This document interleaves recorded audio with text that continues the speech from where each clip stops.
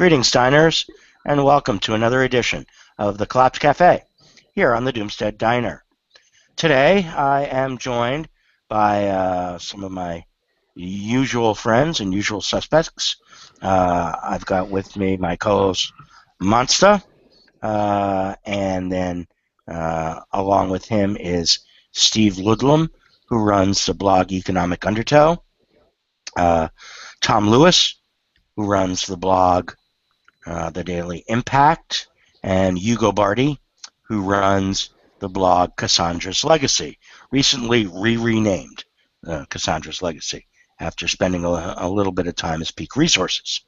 And then myself, I'm Ari from the Doomstead Diner. Today, we're going to talk a little bit about the outcomes, to start with, of the recent climate conference, COP21, in Paris, which went down over the course of the last couple of weeks, and they actually came out of that conference with some kind of quote-unquote agreement. Now, what that agreement actually is and what it might be doing over the next few years to ameliorate the consequences of climate change that we have been experiencing and undergoing is all a big question mark, and that's kind of what we want to talk about here today. So I'm going to start with Tom. Tom, what do you see as the outcomes of COP21? Do you think it met any of its goals? Do you think it's going to make much difference? How do you think that's going to go? Well, I think they met all their goals. The goals were to appear to be doing something without actually doing anything, and they did beautifully.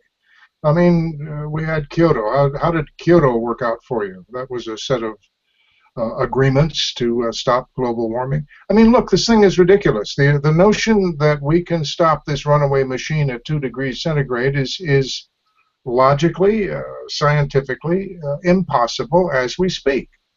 They spent much of their time debating whether the goal should be 1.5 or 2 degrees.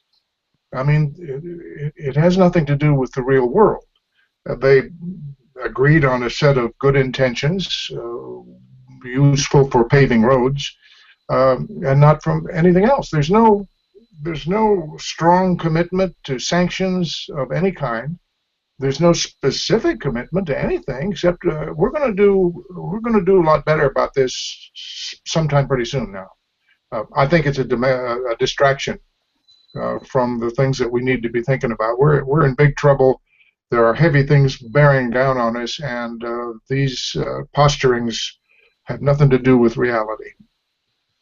Yeah, it kind of like a dog and pony show. In the way that I see it, they are out there trying to look like they're doing something, but well, nothing really effective is actually undertaken, and the lack of any kind of real punishments or whatever if you don't meet your targets. What's anybody going to do if you go over by 10%, 20%, 100%, or whatever? And then of course we all know about lag time and so forth. And so the idea that the actual number can come down anytime in the next 40 years is probably not going to happen. Hugo, how about yourself? I know you took a lot of interest in what was going down at the conference, so you want to give us your perspectives on what came out? And folks, in advance, I'm warning you. Correct what you said. You can hear me, but in a sense, it was a dog and pony show or something like that. Actually, however, I think it is already a small miracle that the conference existed. It was actually done because you remember a month ago there was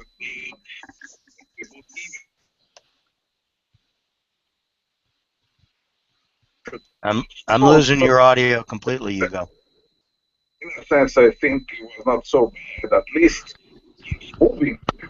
Something moving. There is some idea that somebody should do something, and there is some momentum left for the idea, or actually doing something. Whether something will be done, it's a good intention, but will it? I don't know. There are several possibilities for the future. Most likely is that there will be more and more conferences. I think they will keep going. And I can imagine the conference COP in '96 held in Greenland. I mean, deglaciated in Greenland, and we're still discussing on whether they will want to, or they will be able to establish some kind of binding rules phasing out the combustion of fossil fuels. It's a possibility. Then maybe what can happen, anything can happen. We're going to see what's going on because Yeah. that we call climate change, which is much more complex than just change. It's a complete change of the whole ecosystem, and it is accelerating. And we don't know what's going to happen. But it's interesting for me to think that we could be down without realizing what's hitting us. Which would be interesting. Like the Romans, the Roman Empire went down without ever understanding what was hitting them. And so it could be the same for us. Yeah, I'm going to break in, Hugo, because your audio is really intermittent. I don't know how other people are receiving it, but it's really intermittent for me. I don't know how it will render when the video is compiled by YouTube because it picks up a lot of packets later that get lost in transmission. So what you actually hear on the YouTube version is sometimes more complete than what I'm hearing live. So I'm hoping that that's going to be the case. But overall, your audio is not good today. Steve, what about yourself? Where do you see what went down in Paris as far as the climate agreements are concerned, and where those things are going in the future here? Okay, well, so let's look on the bright side. For the first time, we've got all of the people in the conference, which was the bulk of the world's countries, agreed to do something about climate change without specifying exactly what it was they're going to do.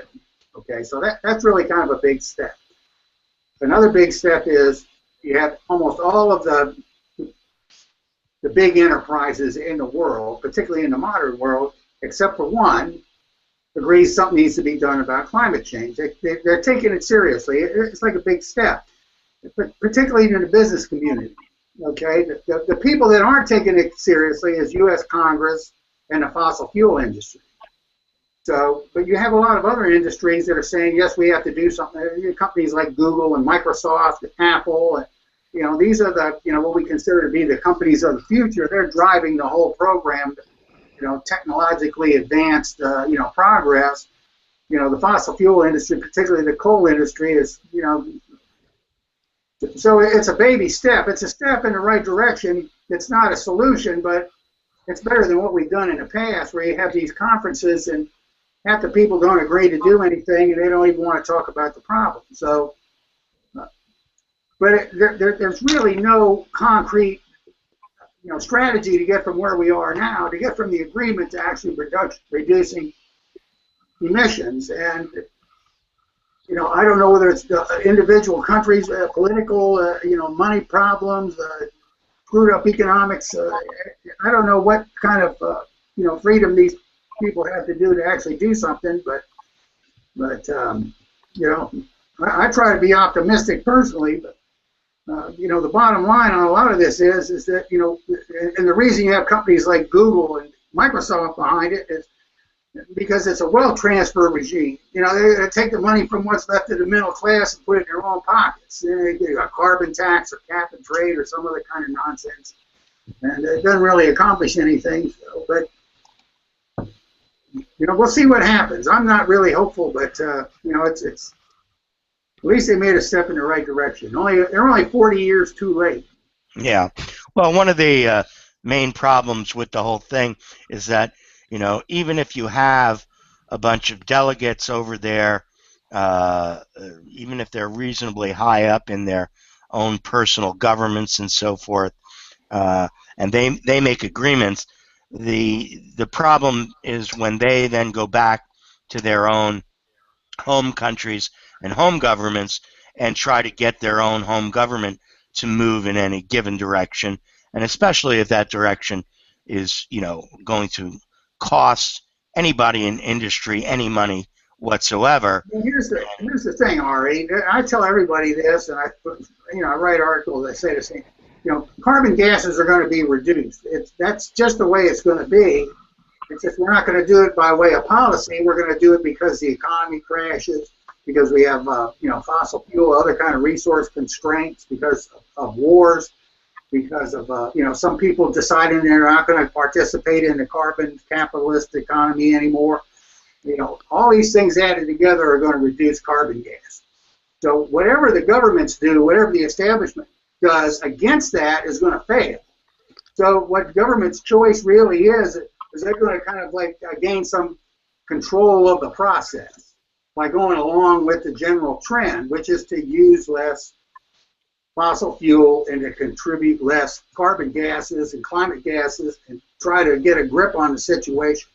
And if they can do that, then it becomes a lot less painful than if they try to fight the problem, which is probably what they're going to do. I mean, that's just what they've been doing now ever since the whole issue, became a matter of public conversation starting in the 1970s. They've just been fighting the problem.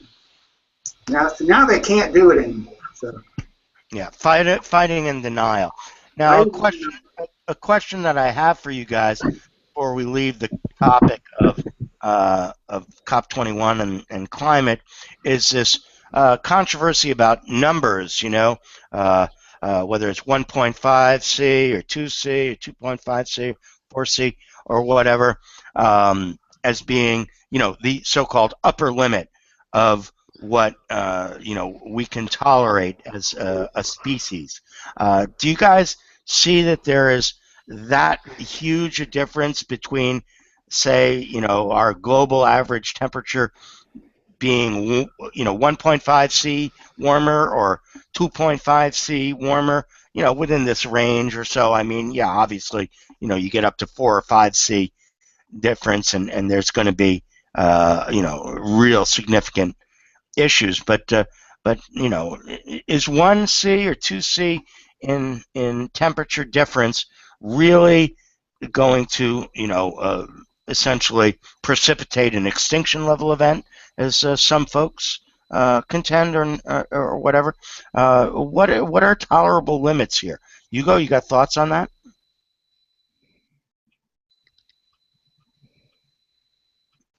I don't know if Hugo heard me.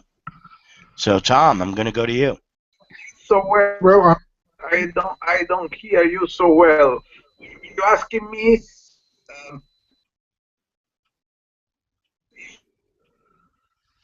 Read the question, right? What I'm going to do is I'm going to type it to you, Hugo. Okay.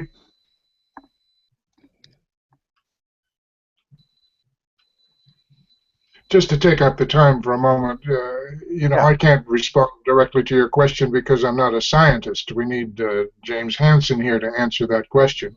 What's clear to a generalist journalist looking on here is that this process is picking up speed and momentum like a runaway freight train. And the effects that they were talking about 5 years ago have already been overrun. We're well on our way to the 1 degree warming mark, and look around the world. Look at the chaos. Look at the billion-dollar storms that are afflicting this country. I mean, this is an existential threat to the United States and to every other country on the planet, and we're sitting around debating whether it exists or not. This is tantamount to the passengers on the Titanic with the bow down 30 degrees and the water up to the luxury suites, having a meeting and agreeing that, yes, icebergs appear to actually exist. I mean, it's way late in the game, and we're not serious about it yet. Well, and I don't think we're going to get too serious about it until, until we until we're forced into being serious, and I'm not sure how that forcing will occur. Hugo, do you get the drift here now? That trying to figure out, what these temperature uh, targets, 2 degrees or 1 degree or 3 degrees, how much difference those particular targets will make in the overall survivability and outcomes here on planet Earth. Where, as a physical chemistry professor, where do you see these target numbers as being important in any particular at any particular point, 2 degrees versus 2.5 or whatever? Well, the correct answer is nobody knows.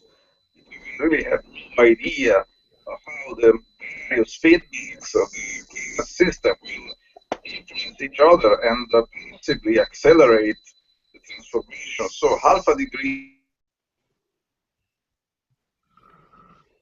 is really something that cannot be quantified right now. The only point which I think is worth noting is that growing an inch make the difference between being alive and dying. So we something similar could be true for climate as well. When people talk about this point, which probably exists, is a point after which the climate goes off by itself. It starts accelerating. You cannot stop it anymore. So it's dangerous. Uh, Now it is impossible to stop the system. It moves by itself.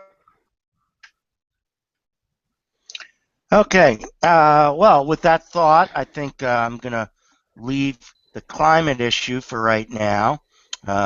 It's clearly one that is not resolved, and we just are going to have to see over the next year, 2 years, 3 years, how things continue to change. You see many more flooding events, as far as I can tell.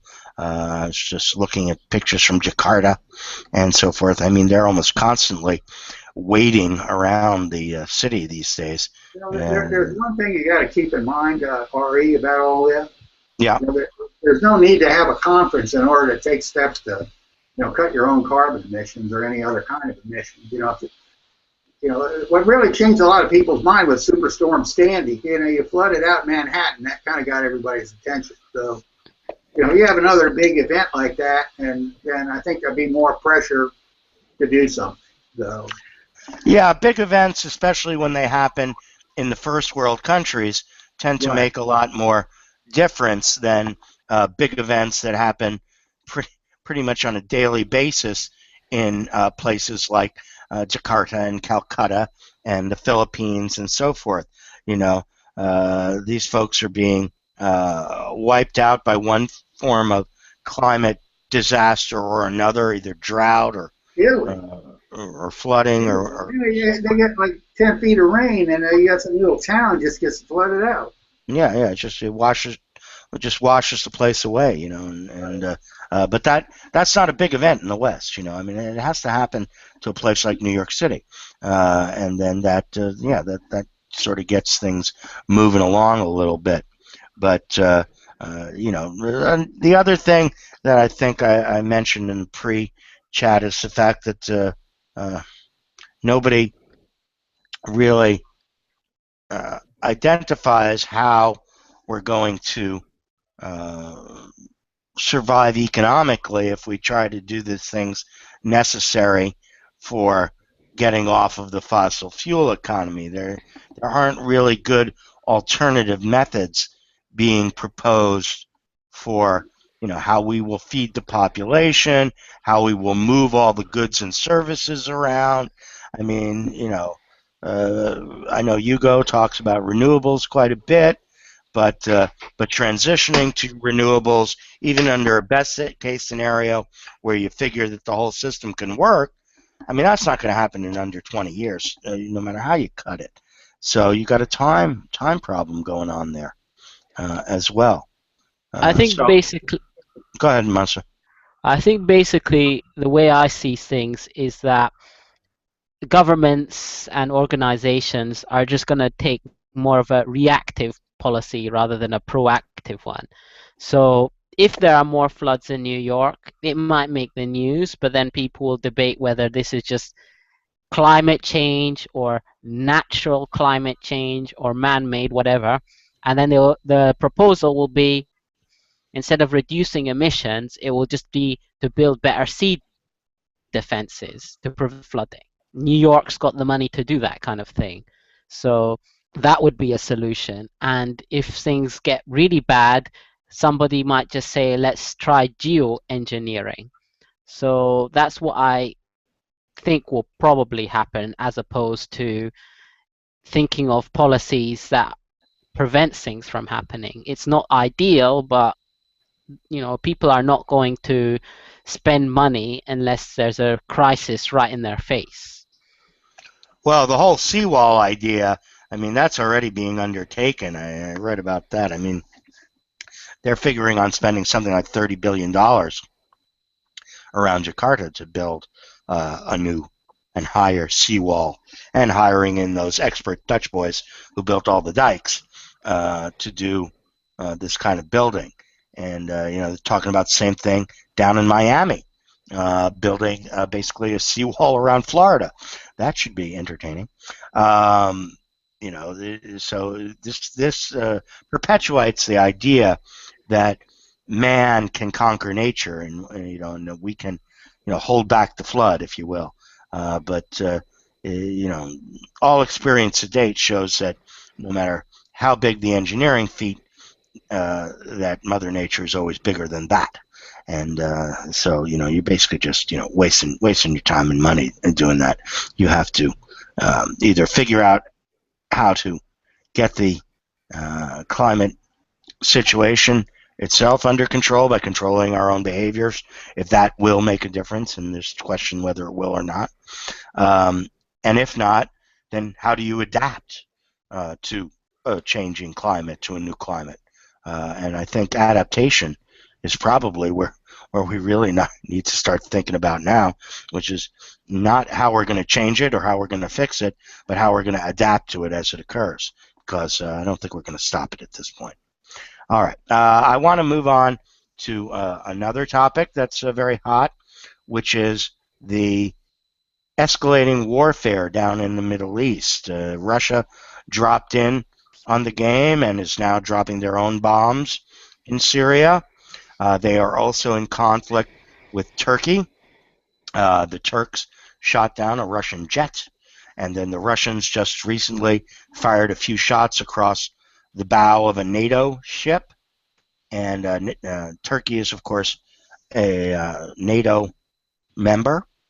So, in theory, if Russia gets into conflict with Turkey, direct conflict, Turkey can ask the rest of NATO for their assistance, and then you've got real World War III going.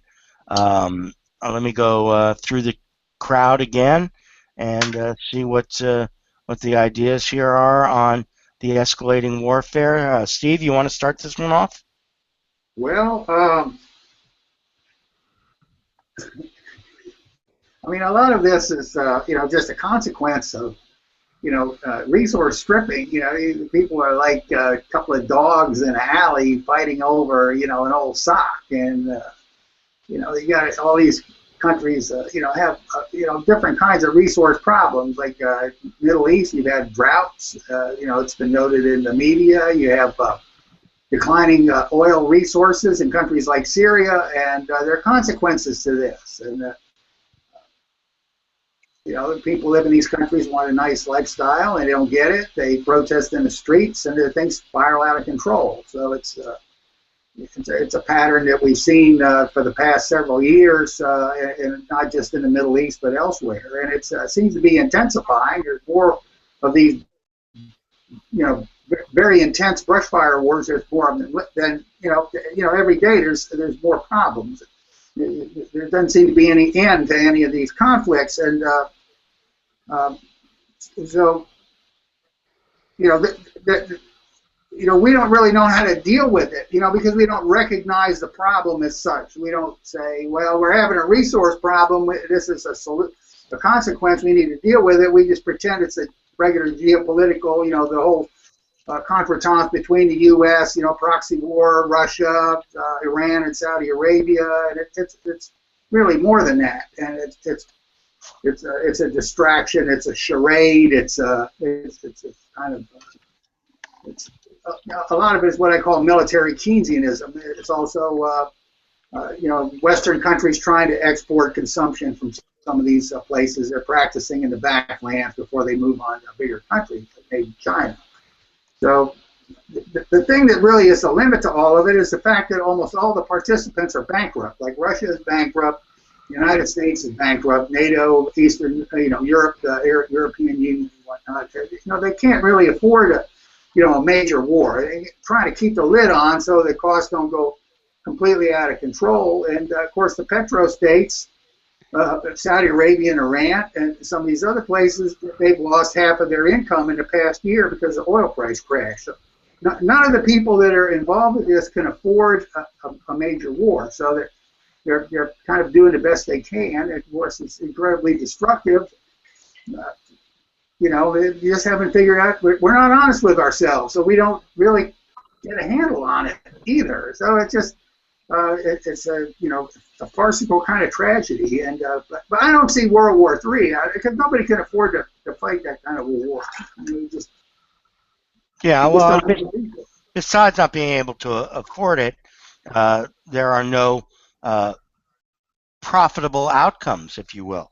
I mean, I think the underlying...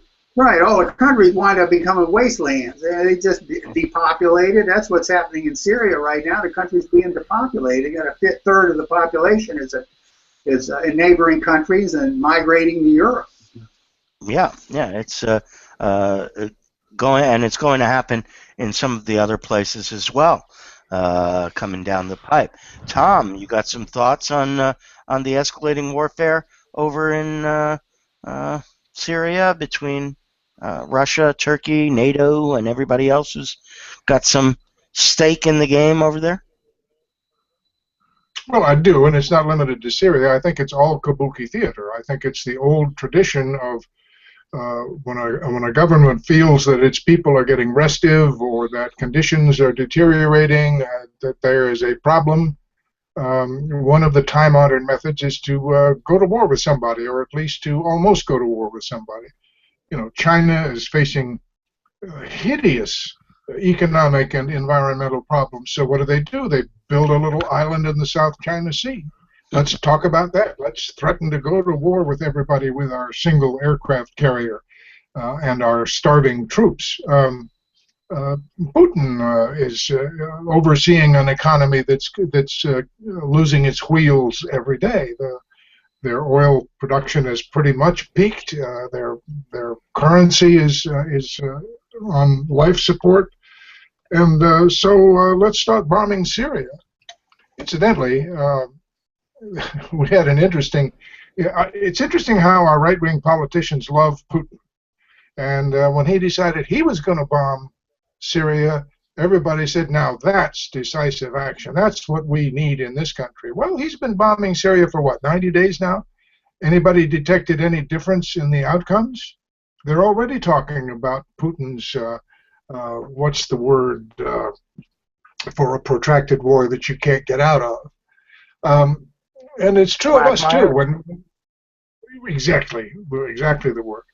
And when anybody runs a request up to Congress for more funding, suddenly we've got an existential threat from some terrorist direction or other lone wolves or whatever the current terrorism du jour happens to be. We crank that up, and it's a method of getting what one wants. All of this is distracting us from what we need to be thinking about. Which is not war with Russia. I mean, if Putin really wants to restore the Soviet Union, stand back and let him. It's the quickest road to self-destruction that there is. Old political rule: if your opponent is destroying himself, try not to get in the way. Yeah. Well, and the whole thing. Go ahead, Masa.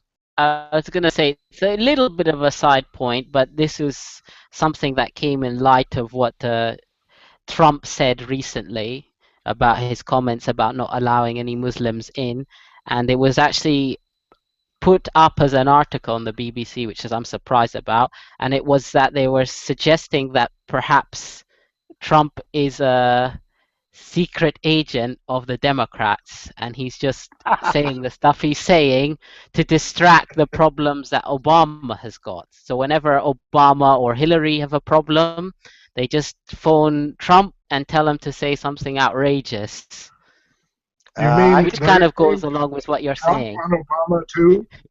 In addition to everything else, Obama has to be blamed for Trump? Wow, that's brilliant. well, but I can actually buy that though. I mean, I could really see that This is a crazy as country. as a kind of nonsense that they would pull.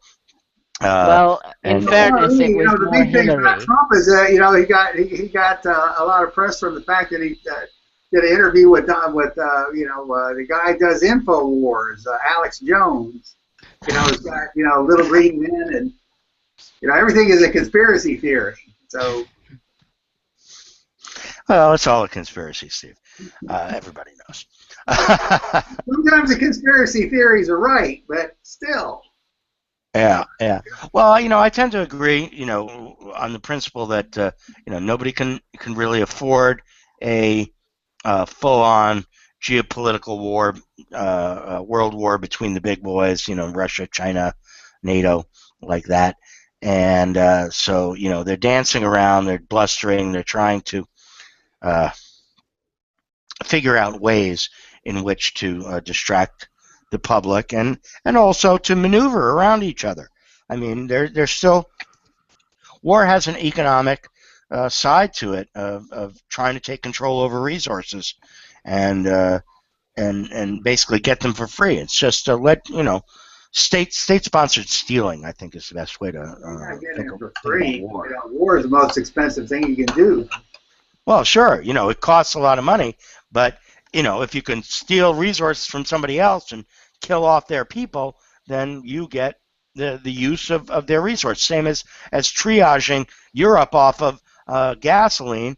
The gasoline that they don't burn, you bring this up all the time. Gasoline that they don't burn is left over for us to keep burning for happy motoring. So it's a sort of Right. similar idea. It's just Right. done violently. Right. Well, you can destabilize another country and you can get their consumption. It's easier to do that than it is to actually. We tried to steal a Iraqi oil resource and we failed. We had all of our stuff in downtown Baghdad, and it was like a complete waste of time. Yeah, yeah, It would have done better just to give Saddam, $100 million in cash and say, "Look, man, just sit in the back. Well, let us do what we want." He would have done it. I think Saddam would have cost more than 100 mil. All right, make it 200 million, make it 400 million. It's just money, It's just paper, They just sent a shipload of paper over there. Yeah. Anything would I have have a question I'd like to pose on this subject. Go ahead, Tom. We're all at war for Syria. Now, if the winner of that war presumably gets Syria, what does the loser get? Syria. Yeah. Exactly my point. And that's right. Well, that goes down to the whole idea of what we perceive as assets, what some people perceive as assets, like for instance, CDOs, collateralized debt obligations, on McMansions all over the United States. Well, all those McMansions they're not assets, they're liabilities. So anybody who owns them owns their liabilities, and their liabilities are greater But I than think, their profits, right? Yeah, go ahead, Maso. I mean, there's not real assets as such or real benefits, and if you look in the real long game.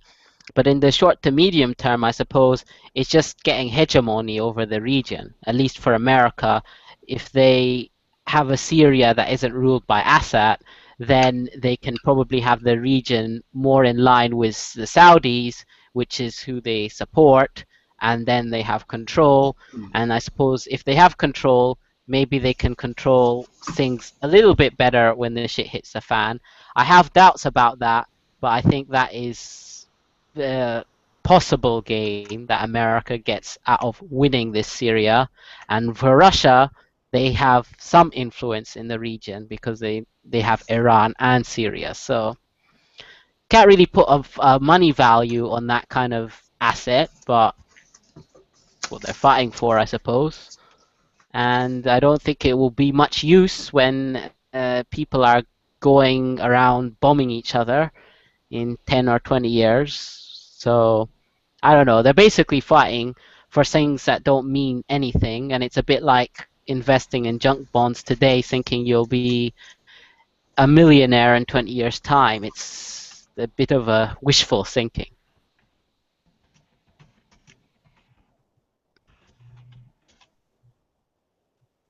Well, I don't know. You look at United States. Making war is a big business. From the top to the bottom, it's very mercenary. The more war, you need constant war in order to support all these industries. So, you have to constantly upgrade all the airplanes and vehicles. You need new people to replace the old ones. All the bureaucrats make six figures, and you can't do that unless you got to be bombing somebody someplace. Yeah, and they manage to find places to bomb all the time. That's never a problem. All these terrorists that we whine about, our intelligence agencies have a hand in creating. So, that's not really a conspiracy theory. You look at all these different groups like Al Qaeda. It started out in Afghanistan. It was financed by the CIA and Saudi Arabia. And the intent was to battle the Soviet Union, to bog them down in a quagmire. So it's like, then we expected them to just disappear after the war was over. And it's like they didn't. They moved on to other targets. They turned against the United States. And, you got Islamic State. It's the same thing. We apparently had all the people that were the hierarchy in Islamic State. We had them in Camp Bucca over there. It's like, you knew these guys were troublemakers. Why didn't you do something about it? Send them to Guantanamo. They let them go so they could go out and raise hell. That's the truth. Hugo, any more thoughts on this before we move on to? Yeah, I hope you can hear me. Steve, Oh, do you much hear better, me? Hugo. Okay, Much is it better. live? Much better. If you have a big PC, depends on the size of the screen, I think, how well you can hear. It always depends on how big you are, Hugo. Yeah, great. I heard a part of this discussion. I think I can add a note that has to do with resources. As you said, my blog used to be called Cassandra's Legacy. Then for a while I called it Resource Crisis, and then it is back to Cassandra's Legacy. But it is the same thing.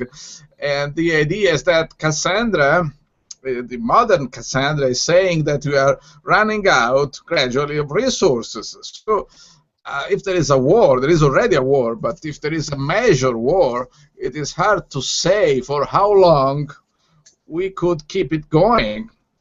The world wars, like the first and the second, were fought in a period in which resources were relatively abundant. And they could go on for 4 or 5 years with a lot of noise, a lot of people dying, a lot of battles fought at that time. But right now, I think it would be very difficult to keep any kind of major war going for more than a few months, because the economies are really in bad shape. There are no resources. There is limited amount of energy, limited amount of capabilities to fight, to refurbish the armies, to provide them with all what they need. So Russia's been bombing Syria for 10 weeks by now. I think they can keep doing that for a while, but I'm not sure for how long. And so hopefully if there is a big war, it won't last long. Yeah, but well, another actually, point, here yeah. in the fascist states of America, news reports have come out that the munitions companies are not able to keep up with the bomb demand just to bomb Syria. Forget about having to bomb Russia and bomb a bunch of other places. I mean, if they can't keep up the the bomb producing pace just to bomb Syria, how the heck are we going to run a world war, right? Well, that's because the RE, we buy all our bombs from China now. We've outsourced that too. Oh yeah, the bombs come from China. Look, they just had a report. There was just a report that the Iranians are cutting back their effort in Syria. They've lost maybe 1,000 soldiers, and they're pet. Hezbollah in Lebanon is kind of like an arm of the Iranian military, so they're cutting back too. And to put it in perspective, of a battle of the Somme in World War I, there was about 200,000 casualties on each side. And, this was just one battle, and maybe 20 major battles on the Western Front in World War I. And the flower of all these European countries' youth were fed into the meat grinder. And you lose 20 people in one operation in one of these backland countries, and it becomes a catastrophe. And the Russians lost one pilot. There's an incredible stink about it. There's just no comparison to the cost of modern 21st century conflict today and what we went through in the 20th century, where you had mass casualties, millions and millions of dead. And if we can't afford the casualties, then we can't afford the war. Well, the deal here is, I think that they're not really concerned with the loss of the pilot as much as the loss of the plane. The airplane's obsolete. But it costs a lot of money to make that plane. That model was obsolete, and they put it in there because it's expendable, but it turns out it's not so expendable after all. The latest model is, even the latest model is kind of old. So, the Jordanians, they lost a pilot too. The airplane malfunctioned, he went down, they wound up, I think one of the al-Nusra type groups sold him to Islamic State, they burned him alive. So, they lose one pilot and one airplane. It's like, well, the Jordanians aren't really so excited about bombing the Islamic State anymore. And in fact, none of the other countries in the Persian Gulf are that excited. They're cutting back too. They figure, well, the British and the French will take up the slack. We don't have to bomb them, and we don't have to spend the money and risk losing our pilots because the French and the British. Sooner or later, a plane's going to malfunction. They're going to have a British pilot or two in the hands of the Islamic State. They're going to, it's going to be pretty horrible. It'll be a big uproar. Why are we bombing? Get out of there. That's a big part of the whole cost of war we didn't have back in the 20th century. We become squeamish. Well, the thing is, I think it's always tricky with these ones because on the one hand, it can make people squeamish, but then on the other hand, it can galvanize people because in the past, when the Germans bombed England in London, there was a feeling that would bring down public morale and people would be defeated. And then it just had the opposite effect. It made people more determined. And I could see a scenario that if an American or a British Air Force fighter pilot got captured and was burnt alive, ISIS showed this, I think the American public will be outraged and they will say, let's bomb them even more. I think that would be more likely than saying, get our troops out of there. And I think that's probably going to be the same thing in England. If they actually showed a fighter pilot being burnt alive or his head chopped off in a really brutal fashion, lots of people are going to be angry. Well, what do you think? I think you brought up in that little part a very important point here, which is about the actual effectiveness of air power. And if a pilot goes down and they chop off his head and do it on YouTube and all the rest of that, that would probably galvanize the fascist states of America public to let's go in there and glaze over Syria or whatever, let's nuke them. I can see all of those reactions, but the deal here is that air power doesn't do the trick. It's like artillery. Okay, you've got to have the boots on the ground. You got to put the troops out there to actually take control of any place. You can destroy a place with bombs, but you can't control it. And this is what is never addressed. That we try to do these clinical wars, surgical strikes. They have all these medical terminology in there. Um, that that somehow we can uh, win wars technologically, but you can't. And how do you hire all the soldiers that you need? You need a million. You Well, have got boots on the ground, right? yeah, I think the problem is like the Pentagon doesn't fetishize casualties. I mean, if the casualties had riled people up, we'd be seeing casualties all the time. And we had casualties coming out of Iraq pretty steadily for a while, and people were very unhappy about it. And what the military did was stop showing, the arrival of, particularly corpses. We have an Air Force base in Dover, Delaware, where they receive all the, dead bodies, deceased service members, and they just stopped. They became non-person. They became classified. In fact, you couldn't show either wounded servicemen or definitely not deceased. They try to keep it under a rug so people didn't find out about it and get upset. So, if there was a positive public response to casualties, then we'd be seeing casualties all the time. But they learned in Vietnam that the American TV watcher doesn't want to watch their kids getting killed. So they may be gung-ho about getting into a war in a very abstract sense.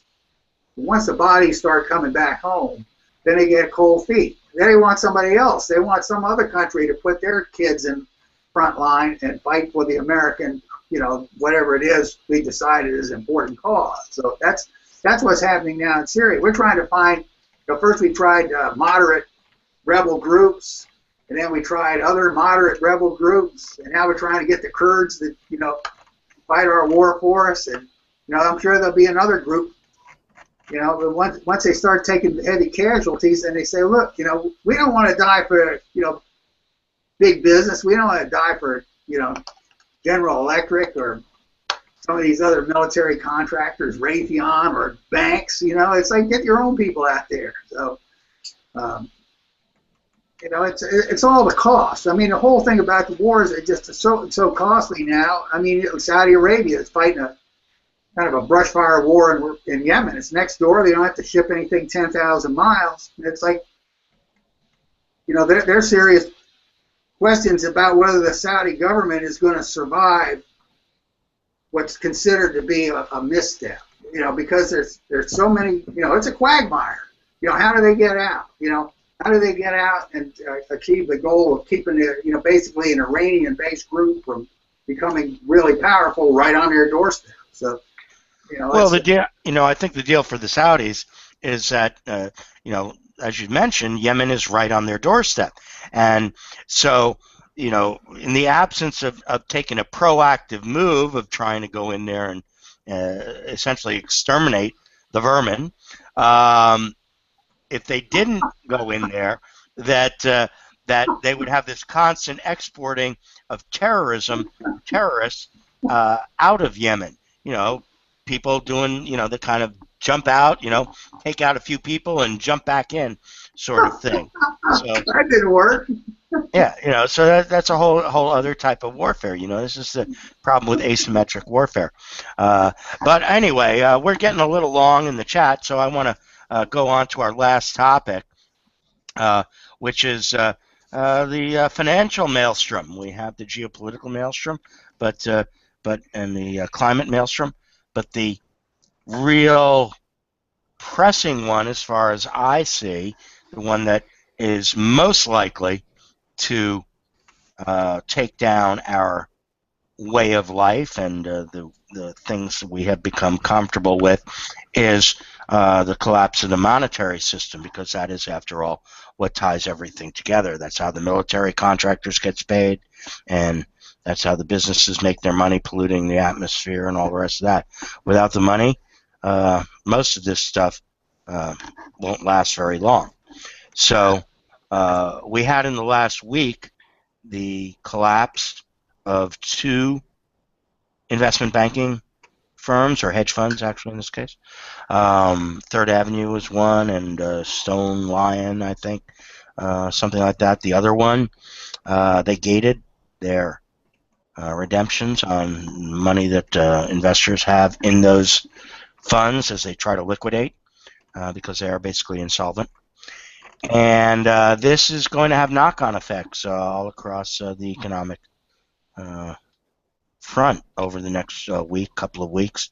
And it all goes back to many things. We've got many failing states. We've got failing energy industry, extractors, and so forth. I want to get some thoughts from the panel on where you see these events going in the next few weeks as far as the markets are concerned, further redemptions, etc.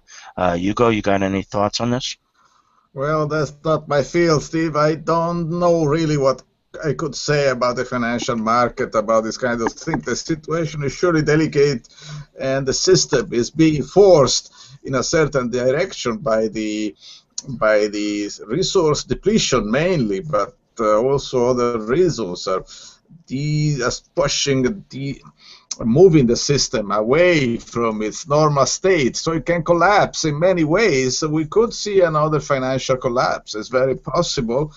Or we could see also that people think that a good way to avoid the financial collapse is to start a war, which may be a good the idea behind all what's happening. And also, I was thinking, last thing I would like to say here, that since the market seems right now to be unable to extract and bring to consumption the tight oil of the United States, what we call also the shale oil, it's so expensive to extract that the free market, cannot make it. But if you really need oil, like you would if you were engaged in a major war, then it's not a question of market anymore. This oil would be probably extracted and used for the war. So I have this impression that there is a certain logic in what's happening right now, unfortunately. And but we have to see.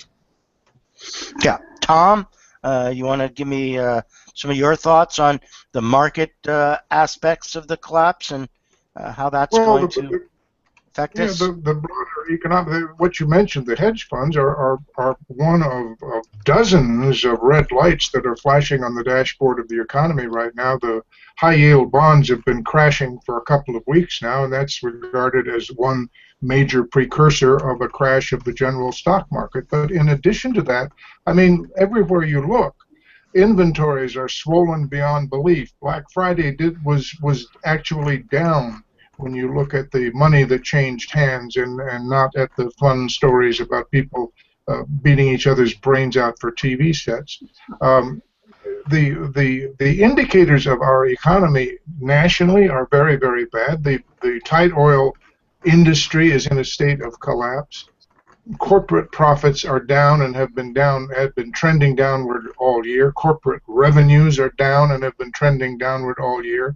But then you raise your eyes and look at the horizon. Look at global shipments of goods at a historic lows. Trade across the face of the planet is slowing to a crawl because people don't have any money with which to buy anything.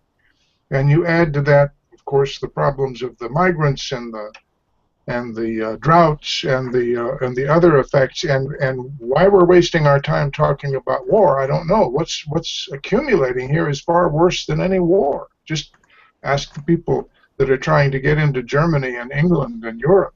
I mean, my God, Europe is on the verge of being destabilized by what are really climate refugees.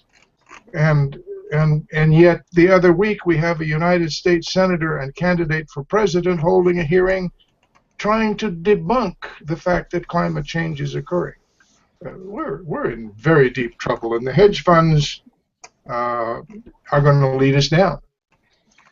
Yeah, well, there's just denial all across the board, especially in the political class, because basically I think if they admit the truth, then first of all, they admit all the mistakes that they made in the past, and then besides that, even more important, they admit their own impotence, because what you can actually do to correct these things uh, is stuff that the general population doesn't want to hear, and the general population also is in denial.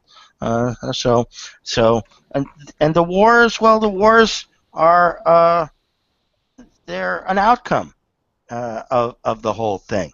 And yeah, you have to be concerned with it because the the wars affect people daily. They affect the people where they're happening.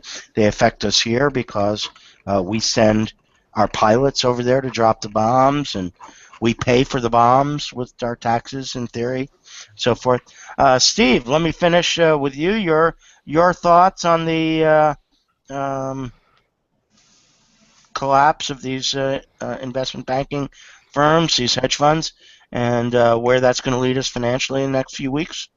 Well, I think we've been here before. We went through exactly the same problem with subprime mortgages in 2007, and you had kind of small funds speculating at the edge of the market, and they failed in 2007, and then after that it was Fannie Mae and Freddie Mac and AIG and then Lehman Brothers, and then the whole repo market fell apart. It's just kind of like one thing led to the other. We've got a similar situation. The real trigger here was the oil prices, breaking in the last summer, and it's now you've got the people in the energy business. They're the companies that are really in trouble. A number of them have gone bankrupt, and then their lenders are in trouble. These companies have financed themselves by borrowing, high yield, junk bond market, and there's defaults, and then the whole thing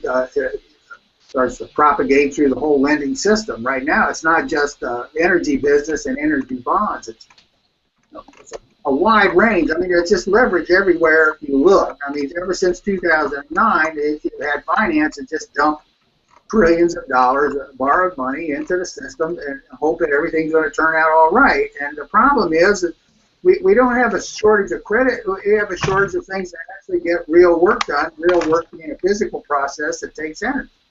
And we can't really do it. And one of the things that we need to do is to get the cheap oil out of the ground, and we don't have it anymore. We burned it up. So this is what, what the limit, physical limits look like. They look like an economic crisis, and that's how they manifest. So it's going to get worse because the harder we try to get back to, what we think is normal, the more resources we're tapping, the greater the costs, and the costs have to be met somewhere. If they're not met directly, then they're met by other people, bank depositors, retirees, businesses that actually manage to make money. They're all having to pick up the tab, and it's just going to keep getting worse. In my opinion, I may be wrong. I mean, it may be that the market is having a hiccup right now. It's going to turn around and go back up. Maybe some central bankers or Treasury Secretary somewhere is going to issue magic words. I don't think so, because the problem started in petroleum, and you would think that keeping the price up is something that the market can do, but it's proven that it can't. And it looks like it's going to keep going down, and we're looking at some pretty tough, a pretty tough recession dead ahead. Yeah, I tend to agree with you there, and I think, from my viewpoint so far, watching what's going down, that the kind of cascade that you're going to get out of this is going to be not really similar to the cascade that you got out of Lehman, because it's going to be a lot bigger magnitude, and It's in a real economy. and plus the central banks have pretty much shot their wad. They're at 0% now, and so I don't see the ability there to flush this problem with just a lot of bullshit liquidity. I just don't see that happening this time. Well, But the stimulus policy that they've been pushing for the past 5 or 6 years, it makes things worse because you got a two-sided market. In the real economy, you have finance, and then you have customers. Customers have to pay for finance loans, whether it's firms or tycoons or whatever. The firm borrows and the customer has to repay. And all the stimulus does is take the borrowing capacity from the customer and give it to the tycoons and the banks and the big firms. So the customers can't pay. That's why oil prices are down. That's why iron prices are down. That's why all these other commodities are in the tank, because they'll have to be sold to a customer. He doesn't have any money because all the money, all of his purchasing power is being shifted to the big shots. And, they can get to buy a $10 million apartment in Manhattan or a townhouse in London. And it's like, well, where's the townhouse for the customer? The customer needs to be able to buy this stuff at a high price, and that means he has to be able to borrow. He can't borrow, and the system won't, doesn't see him as a solvent customer. So what's happening is, up the food chain, the entire energy business, whether it's Saudi Arabia or some oil company in Nevada, they're insolvent. I mean, the whole industry is insolvent, and you can't cure that. There's nothing that a central banker can do. You only have so much purchasing power. You have to try and redivide it. It's something that you really can't do without a major restructuring of the whole economy. yeah, you have a shrinking pie here, and no matter how you cut up the shrinking pie, it's going to have smaller pieces. The only way the people at the top can keep really big pieces is by making the pieces for the little guys smaller and smaller and smaller all the time. Right, but the little guys When you do that, they lose speak. their purchasing power, right? Well, that's the thing. Is like the little guys are important because it's their piece. I mean, they'll find a little guy will die for $1. He'll kill and die for $1. A big guy doesn't really care, but as long as he has dollars, he's got something that's been the worth of the dollar is determined by somebody at the bottom of the food chain willing to kill and die for it. It's not the rich man who has $1 million doesn't care.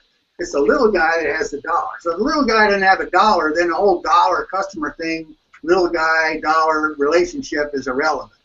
What matters then is something else. It doesn't even. There's nothing that really matters for the rich guy either. He's rich in what? He's got a lot of shares in some company's stock, and a company's bankrupt. He's got a house in an environment where everybody's begging on the street. I mean, there's a lot of rich people used to live in Manhattan. Manhattan was a dump. I mean, I'm old enough to remember when you don't go down to Subway. Not only did it smell bad, but there's bad people down there. So the rich people didn't want to live in New York. It was horrible. So, well, they stayed on the Upper East Side. They had security guards, everything else, Yeah, and doorman, and all the rest. Yeah, I was there too, Steve. All right, Monster. Let me, before we tie it up, let me give you one more chance to your thoughts on where the financial aspect is going to go in the next few weeks with these crashing hedge funds and so forth. I mean, it's difficult to say exactly what the impact will be because I think a lot would depend on the magnitude, the size of the companies, and that's something I'm not quite knowledgeable about. I don't know how big they are because it's always about counterparty risk, and if you're too big to fail, then the counterparty risks are unacceptably high. So that's a critical point. But my feeling is this is just probably more of a sign of fundamental problems with the economy, but I don't see a 2008 type scenario coming from this. But then I'm saying this from a position where I'm not well versed in the companies themselves, but I'm just assuming they're not too big to fail. Well, just a hint. Yeah. One of the two companies, I think it's the Stone Lion one, is actually managed by two of the managers from Bear Stearns. Very same guys that precipitated the failure of Bear Stearns were involved. So they shouldn't get another job then. Yeah. They I'm should sure get. they'll be in charge of what do you call it, J.P. Morgan Chase next. Well, the reason I'm tired of getting crashed, and it's like they give another airline. Here, have another airplane. Right. Yeah, that seems to be the deal there. It's just truly amazing to me. You get the guys who are responsible for one crash, and then they get these same big time jobs and $1 billion or $1 million You need a bonus, man. It's like bonuses. Give me living a in New give me a York. bonus. I can ruin your company too. Give me a chance, man. Just give me a chance. Yeah. Yeah. So, I all right. mean, I Oh, think go it's ahead. just a sign of things to come, basically. Yeah, and there are plenty of signs of things to come, unfortunately, all around us all the time. And we just have to watch the signs and hopefully able to predict when the best time is to get the fuck out of Dodge and to try to avoid the worst consequences of what's coming down the pipe, because what is coming down the pipe is going to be none too pleasant, no matter how it plays itself out these days. There are no real pleasant solutions to a world that is vastly in population overshoot and vastly into resource depletion. These two problems dovetail with each other, they cross over each other, and at a certain point, uh, you can't deny them anymore, no matter how hard you try. And unfortunately, I think we're very close to that point now. Uh, I do have up a survey on terrorism and the possible solutions and outcomes of terrorism on the diner. I'd encourage more people to drop in and take that survey over the next week. I'm going to leave it up one more week. And I want to thank my friends who were here. Norman Paget was here early, but he unfortunately, his connection was rough and he had to drop out. Tom Lewis dropped out just a little while ago because I think he probably had something to do, because his connection was okay today. Hugo Barty, I want to thank as well. Hugo had a lot of connection problems, a lot of tech problems early on, but his once he got his big computer running, he was intelligible. I'm hoping that his early stuff was intelligible also once it's rendered by YouTube. I'll find out after I view. And Steve Ludlam. My thanks again to Steve from Economic Undertow for joining another one of our vidcasts and discussing these issues. And the next time we see all of you guys, it will be 2016, the new year. And 2015 will be history. And that's all the Doom. This time until next time, here on the Doomstead Diner. Later.